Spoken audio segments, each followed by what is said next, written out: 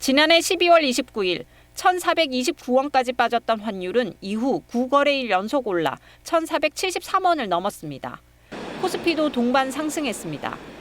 4,214포인트로 지난해를 마친 뒤 매일 사상 최고치를 갈아치우며 4,700선 턱 밑까지 왔습니다.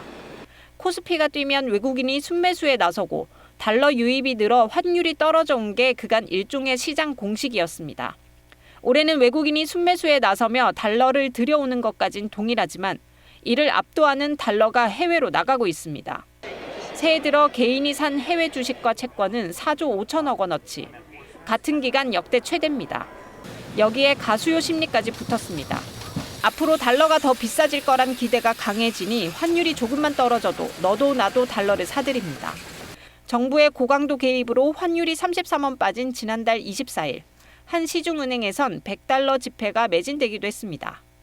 한 5년간 환율이 계속 상승세를 보였기 때문에 내일의 환율이 오늘보다 더 높을 거라고 생각하기 때문에 그 달러를 미리 사서 환차익을 얻으려는 동기도 고환율을 주가의 호재로 해석하는 전에 없던 흐름도 나타납니다.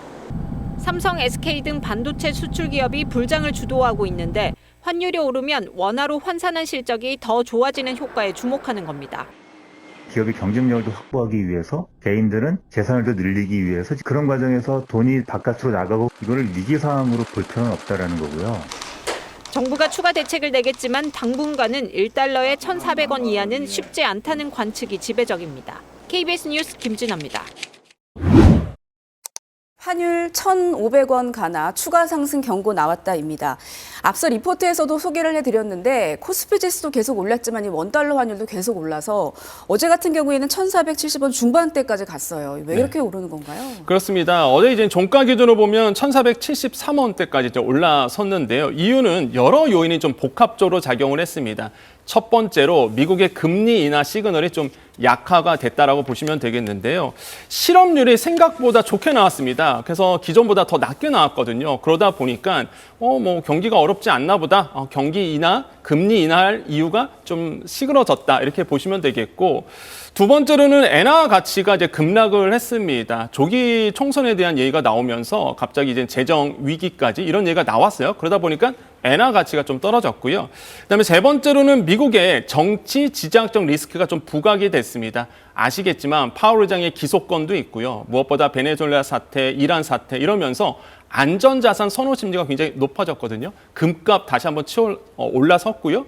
이제는 달러에 대한 인기도 더 높아졌죠. 그러다 보니 지금의 상황이 지금 우리나라의 환율을 급등시키고 있다 이렇게 생각을 해봅니다. 네, 우리 키워드가 환율 1,500원 가나인데 이 환율 1,500원 정말 마지막 심리적 마지노선 아닐까라는 생각까지 들 정도인데 자 앞으로 환율이 더 오를 거다 이렇게 보는 전문가들도 많습니까? 네, 그렇습니다. 지금 금융투자협회에서 이제는 설문조사를 해서 이제 발표를 했습니다. 그래서 채권 전문가의 28%가 2월에 환율이 좀 더 올라갈 수 있다라고 응답을 했는데요. 이게 중요한 게 기존보다 7%포인트 더 높게 지금 판단을 하고 있다라는 거죠.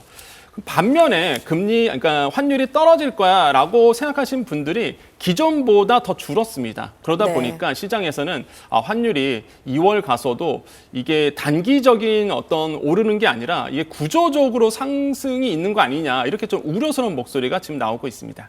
그렇군요. 한국은행 금융통합위원회가 이제 내일 열어서 기준금리를 정할 텐데 역시 관건은 물가 그리고 환율일 것 같아요. 맞습니다. 그래서 지금의 시장의 한 96%의 이제 전문가들은요. 동결로 당연히 지금 보고 있는 상황입니다. 그 이유는 간단합니다. 첫 번째 환율 때문에 그렇다라고 말씀을 드리겠고요. 지금 미국과 우리나라의 금리 격차가 1.25%포인트 벌어져 있는데 만약에 미국이 금리가 내리지 않는 선에서는요. 우리가 먼저 금리를 내릴 수가 없겠죠. 왜? 그러면 환율이 더 금리 차가 벌어지게 되고 원화 가치가 떨어질 수밖에 없거든요. 그렇기 때문에 지금의 상황에서는 일단은 이 금리 차 부분 때문에라도 우리는 이제 금리 동결할 수가 없다. 금리 인하를 할 수가 없다라고 지금 보고 있고요. 두 번째로는 역시나 부동산 문제 때문에 그렇습니다. 이러한 요인 때문에 제가 봤을 때는 금리는 동결될 거다 이렇게 보고 있습니다. 그렇군요. 이 환율 고공행진이 계속 이어지니까 한국은행이 보유한 외환 보유고에도 이제 관심이 쏠리는데 이게 7개월 만에 줄었다는 보도가 나왔어요. 이거 어떻게 봐야 됩니까? 그러니까 많은 분들이 이 숫자를 보면 굉장히 자극적이다 네. 보니까 야, 외환위기 좀 다시 한번 일어나는 거 아니야? 그래서 굉장히 우려하시는데 전혀 그렇지 않다. 일단 숫자를 보면은요. 한국은행이 이제는 6일에 공개했습니다. 12월에 이제 외환보유계획을 이제 발표를 했는데 4,280억 5천만 달러 이렇게 이제는 얘기를 했습니다. 감소폭이 한 26억 1천만 달러가 나와줬는데 이 감소폭이 이제는 7년 만에 다시 한번 감소가 된 거고 감소폭만 보자 그러면 12월 기준으로 보면 28년 만에 최대치입니다. 숫자만 보면 굉장히 자극적이죠. 네. 하지만 외환보유계는요. 우리나라는 세계 9위의 외환보유액을 가지고 있습니다. 그다음에 순채권국이기도 하고요. 그러다 보니까 너무 이렇게 예민하게 반응할 필요는 저는 없다라고 생각을 해보겠습니다. 다만 이런 거죠. 일단은 4천억 달러는 이제 외환보유액을 지켜줘야 된다라는 시장의 마지노선이 있거든요. 왜 그러냐면 2018년 이후에 우리가 처음으로 외환보유액이 4천억 달러를 넘어섰습니다. 그 이후에 깨지지 않았었거든요. 그래서 이 심리적 마지노선이 만약에 깨진다 그러면 시장에서는 불안하게 생각하기 때문에 이 4천억 달러를 지켜주는 이런 선에서 관리가 이루어져야 된다라고 시장에서는 예상을 하고 있습니다. 네, 뭐 외환당국이 뭐 이런 추세라면 추가 개입에 나설 수도 있다라는 얘기도 나오고 있는데 상황을 좀 지켜봐야 될 것 같습니다. 오늘 말씀 잘 들었습니다. 네, 감사합니다.